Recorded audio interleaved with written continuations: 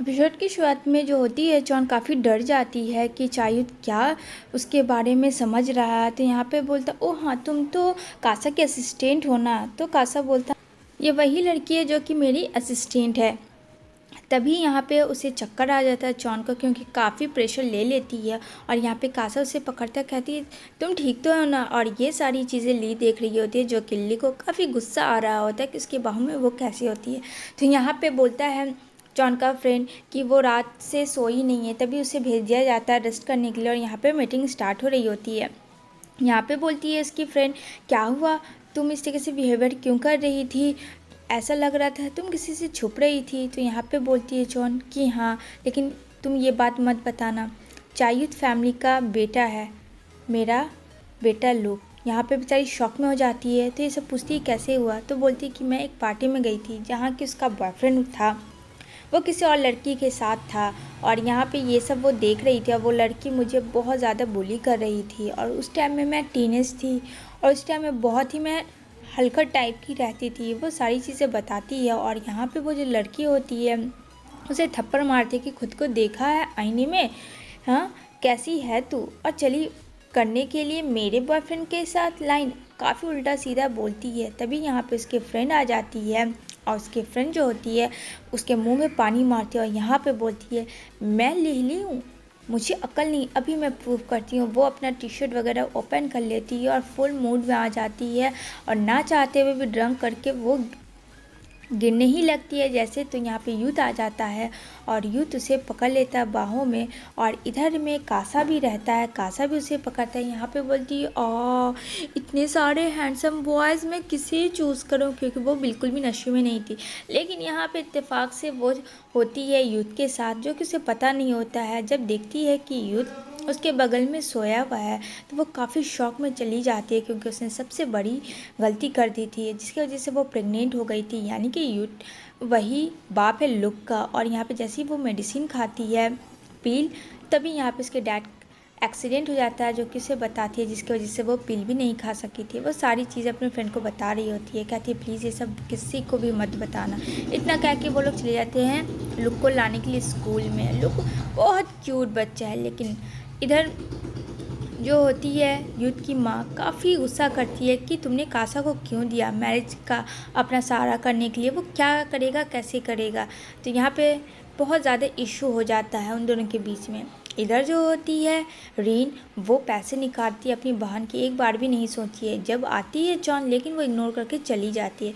यहाँ पे कासा और अपने फ्रेंड के साथ, सिंगर के साथ वो पार्टी में आया हुआ था क्लब में। इधर उसका पीछा करते करते जॉन भी जाती है कि आखिर कहाँ गई, क्योंकि उसे पता चल जाता है कि पैसे कहाँ हैं। और यहाँ पे जो होती है रीन, वो पैसे अमीर जादों के साथ खर्च करती है उस क्लब में, वो भी आ जाती है। यहाँ पे वो आदमी उसके साथ मिसबिहेव करता है, तभी वो उसे एक थप्पड़ मार देती है। तो ये यहाँ पे गुस्सा हो जाता है, लेकिन वहाँ पे उसकी बहन बोलती है, चलो चलो डार्लिंग, तुम्हें क्या हो गया, मैं हूँ ना। लेकिन उतने में जिस इंसान के साथ उसकी वाइफ आ जाती है, और यहाँ पे बोलती है, अच्छा ये तुम्हारा डार्लिंग है और मेरा क्या। हाँ, वो उसका बाल पकड़ने लगती है और मारने लगती है उसे खूब, यानी रीन को।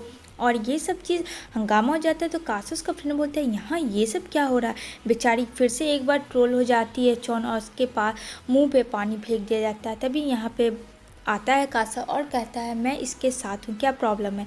तो यहाँ पे बोलती है कि देखे, ये तुम्हारे साथ नहीं थी। और इन दोनों में मारा पीटी हो जाता है दोनों बॉयज़ के बीच में। रीन मौके का फ़ायदा उठा के भाग जाती है। बेचारी जॉन ढूंढ रही होती है उसे, तो बाहर जाती है। तभी यहाँ पे कासा मिलता है। कासा कहता है, तुम इस ट्रोल में क्यों फंसे हो। कहती है, थैंक्स बचाने के, पर मुझे माफ़ करना। ये इतना आवाज़ देता है, लेकिन वो सुनती नहीं है, वो चली जाती है। तभी यहाँ पे रीन बोलती है, फाइनली उस जहन्नमी से छुटकारा मुझे मिला। लेकिन वहाँ पे जहन्नमी यानी जॉन आ जाती है और कहती है, रीन तुम प्लीज़ ये सब मत करो, क्योंकि वो बेचारी एक बार फंस चुकी थी। वो नहीं चाहती थी कि उसकी बहन भी इस तरीके से करे।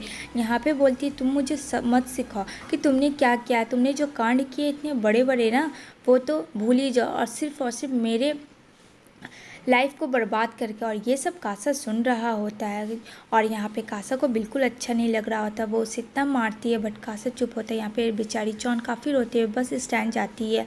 और यहाँ पे एक मोटा लड़का मौके का फ़ायदा उठा के बगल में उसके बैठता है, लेकिन यहाँ पे कासा आ जाता है अपना कोट देते हुए क्योंकि उसे बहुत ठंड लग रही थी और वो उसे उसके घर तक बोलता है कि मैं छोड़ूंगा क्योंकि इतनी रात को तुम्हें बस नहीं मिलेगी। और अगल बगल का माहौल तो तुम देख ही रही हो, यहाँ पे काफ़ी डर जाती है चॉन। तो यहाँ पे घर छोड़ देता है कासा। कहता है टी शर्ट दे दो मुझे, तो कहती है नहीं, ये रहने दो, ये बहुत मैसी हो गया, मैं इसे साफ़ करके दे दूँगी। तभी वो जा रही होती है तो पड़ोस के आदमी तो लगे रहते। कहता है ओह ये दूसरा हस्बैंड है चॉन का ना। यहाँ पे कहती है नहीं, ये मेरा बॉस है, प्लीज़ मेरी लाइफ से दूर ही रहें आप लोग। इधर बेचारी घर आती है अपने बेबी के पास, जो कि बच्चा सो रहा होता है एक पेंटिंग करके, जिसमें वो माँ बाप अपने, और बेचारे बाप का नक्शा ही नहीं था। वो काफ़ी बेचारी चॉन परेशान हो जाती है कि इसके बाप होकर भी वो नहीं बता सकती थी इसका बाप कौन है। इधर नेक्स्ट मॉर्निंग इसके पास पैसे नहीं होते तो वो बहुत ही कम सामान खरीदती है। लेकिन यहाँ पे कासा आ जाता है। कहता है क्या हुआ, चलो मेरे साथ, मैं ड्रॉप कर लेता हूँ। कहती है ओह नो, इसे भी अभी यहाँ आना था, सब कुछ इसे पता ना चल जाए।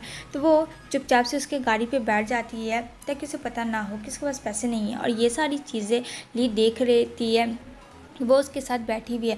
तभी वो उसका हेलमेट वापस करती है। कहता है क्या हुआ, कहती है नहीं, मुझे मेरे जॉब को नहीं खोना है, इस वजह से हेलमेट वापस रख लो। यहाँ पे जो होता है कासा हंसता है। जैसे अंदर आता है तो यहाँ पे बोलता है क्या हुआ, मेरी शादी का तुम लोग डेकोरेशन कर रहे हो। तो वो उसे लेके आता है ली को और यूथ को, और कुछ दिखाता पेंटिंग्स जिसे पसंद है। तो यहाँ पे जॉन भी होती है। यहाँ पे उसकी आ जाती है यूथ की मॉम, और यहाँ पे बहुत गुस्सा करती है क्योंकि उसे पसंद नहीं था कि वो कासा के कंपनी से अपनी वेडिंग का सेलिब्रेट करे। तो यहाँ पे वो बहुत ही अनाप शनाप बोलने लगती है बेचारे कासा को कि उसके औकात क्या, ये क्या। और यहाँ पे बेचारा यूथ भी अपनी माँ से परेशान रहता है। तो यहाँ पे बोलता है कि एक चीज़ मुझे तुमसे पूछना है, क्या मैं तुमसे मिला हूँ। कहती नहीं, और इतना कह के वो वहाँ से चली जाती है। तभी यहाँ पे उसका भाई होता है, और इधर जो कासा की माँ होती है वो चाहती है कि इसके किसी अमीर बेटे से कासा की शादी हो जाए, जिसकी वजह से वो एक घर लेके आती है। और यहाँ पे बेचारा तो शादी के मूड में बिल्कुल नहीं था, लेकिन अब क्या करे। तभी इधर देखने को मिलेगा, यहाँ पे आती है चॉन अपने डैड से मिलने, क्योंकि चॉन के डैड वहाँ के काम करते थे, मेड थे, और यहाँ पे वही उसी से मिलने आते अपने डैड से। और यहाँ पे वो बोलती है चलो क्यों दोनों बच्चों को छोड़ दिया जाए। और यहाँ दोनों बच्चे तो, कासा का तो बिल्कुल मूड नहीं था। तभी यहाँ पे जैसे ही देखता है कासा जॉन को, वो उसको अपनी ओर खींचता और कहता है ये है मेरे टाइप की, और सडनली उसे किस कर देता है, जो कि एक एक्सीडेंटली किस था। और उस लड़की को दिखाने के लिए वो लड़की को काफ़ी गुस्सा आता है ये सब देखते हुए, और यहाँ पे बोलती है ये तुम्हारे लायक की चीप कहीं की, और वो वहाँ से चली जाती है। यहाँ पे बोलती है जॉन क्या तुम मुझे फायर नहीं करोगे। तो कासा कहता है नहीं करूँगा। वहाँ एक थप्पड़ वो उसे मारती है। कहती है क्या तुमने समझ के रखा, हाँ तुम इस वजह से नहीं करोगे, मैं खुद तुम्हारी कंपनी से फायर करती हूँ, मुझे कोई मतलब नहीं है तुम्हारी कंपनी में। इधर उसके डैड ये सब सुन लेते हैं। उसके डैड बेचारे कासा को काफ़ी मारते हैं। यहाँ पे आ जाती है घर की ऑनर, जो मालकिन होती है बहुत ही रईस। कहती है तुम्हारी हिम्मत कैसे हुई मेरे दोस्त और उसके बेटे पे हाथ उठाने की, तुम्हारा खैर नहीं है। यहाँ पे बोलती है आंट माफ़ कर दीजिए, प्लीज़ मेरे डैड को जॉब से मत निकालिए। यहाँ पे बेचारा कासा खड़ा होता है, वो रो के निकल रही होती है। वो बोलता है चौन मेरी बात सुनो, लेकिन चौन तो उसकी बात सुनने को लिए बिल्कुल भी तैयार नहीं थी। कहती है नहीं चाहिए मुझे तुम्हारा कुछ भी, तुम बहुत बुरे हो। और उसका डिज़ाइन बोलती है मैं खुद दे रही हूँ, और बेचारी वहाँ से जा रही होती है। इधर जो होता है नेक्स्ट मॉर्निंग कासा सबसे एक एक करके पूछ रहा होता है चॉन के बारे में। तो यहाँ पे पता चलता है कि चॉन का बहुत पहले बॉयफ्रेंड था जो कि उसे छोड़ दिया।